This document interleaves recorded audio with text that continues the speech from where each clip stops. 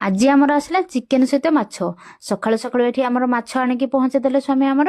ତାପରେ ମାଛ ଏଠି ଭାଜି ତ ବସେଇଗଲେ, ଯେହେତୁ ମୁଁ ଟିକେ ଠାକୁର ପୂଜା ଏପଟେ ରୋଷେଇବାସ ଭାତ ଭାତ ବାଢିବା ପାଇଁ ପଳେଇ ଗଲି, ସେଥିପାଇଁ ଏଠି ଆମର ସ୍ୱାମୀ କହିଲେ ଟିକେ ମାଛ ଭାଜିବା ପାଇଁ। ତ ତାପରେ ପଖାଳ ମଖାଳ ଖାଇକି ଆସିଲା ପରେ ଏଠି ଭାତ ବସେଇ ଦେଇଥିଲେ, ଭାତ ବି ଏଠି ଆମର ଫୁଟି ଆସିଲାଣି। ତାପରେ ଏଠି ଆମର ଦେଖନ୍ତୁ ଚିକେନ ସହିତ ଚିକେନ ଗୁଡ ବି କିଛି ଆଣିଥିଲେ। ତ ମୋର ଫେଭରାଇଟ୍ ଆଉ ୟାଙ୍କର ବି ଫେଭରାଇଟ୍, ଯେହେତୁ ଆମର ଖାଇବା ସମସ୍ତେ ଗୁଡ଼, ତ ସେଥିପାଇଁ ଆଣିଥିଲେ। ତାକୁ ଏଠି ବି ପାଣିରେ ଟିକେ ବତୁରେଇ ନେଇଥିଲି। ତାପରେ ଏଠି ମୁଁ ପଳେଇ ଆସିଥିଲି ପିଆଜ ରସୁଣ ଛଡ଼େଇବା ପାଇଁ। ଆଉ ଏଠି ମସଲା କରିଦେବା ଭିତରେ ସିଏ ତାଙ୍କର ବି ଅଧା ଛଡ଼େଇ ଦେଲେ, ଆଉ ମୁଁ ବି ଅଧା ଛଡ଼େଇ ଦେଇଥିଲି। ତାପରେ ଏଠି ଦେଖନ୍ତୁ ଚିକେନ ସହିତ ଗୁଡ଼ କେତେ ଆସିଛି। ତାପରେ ଏଠି ସବୁ ଚିକେନ ଗୁଡ଼ ବନେଇ ବୁନେଇକି ନେଇକି ପଳେଇ ଆସିଥିଲେ। ତାପରେ ଏଠି ରୋଷେଇ କରିଦେଇ ସାରିଲା ପରେ ଏଠି ଆମର କଷା ତ ଟିକେ ଖାଇବା, ଗୁଡ଼ କଷା ଖାଇବା ପାଇଁ ହିଁ ଭଲ ଲାଗେ ବେଶୀ। ଆଉ ଏଠି ଆମର ବୁଢ଼ାବୁଢ଼ୀ ବସିଯାଇଛି ଟିକେ କଷା ଖାଇବା ପାଇଁ ଦି ବିଲେଇ। ତ ଏଠି ଆମର ମୋ ସ୍ୱାମୀ ତାଙ୍କର ସାର୍ଟ ଫାଟ ପୁରା ଟେକି ଦେଇକି ପୁରା ରୋଷେଇ କରୁଛନ୍ତି। ତାପରେ ରୋଷେଇ ଆମର ସରିଗଲା। ଏଠି ଘର ଲୋକଙ୍କୁ ସମସ୍ତଙ୍କୁ ଖାଇବା ପାଇଁ ଦେଇ ଦେଇଥିଲି।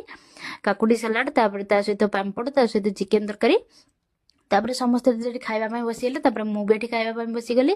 ଭିଡ଼ିଓଟି ଭଲ ଲାଗିଥିଲେ ଲାଇକ୍ କମେଣ୍ଟ ସେୟାର କରିବେ। ଆଉ ମୋ ଚ୍ୟାନେଲକୁ ଏମିତି ଭିଡ଼ିଓ ଦେଖିବା ପାଇଁ ଯଦି ପସନ୍ଦ କରିଥିବେ ମୋ ଚ୍ୟାନେଲକୁ ନିହାତି ସବସ୍କ୍ରାଇବ କରିବେ। ରହିଲି, ଜୟ ଜଗନ୍ନାଥ।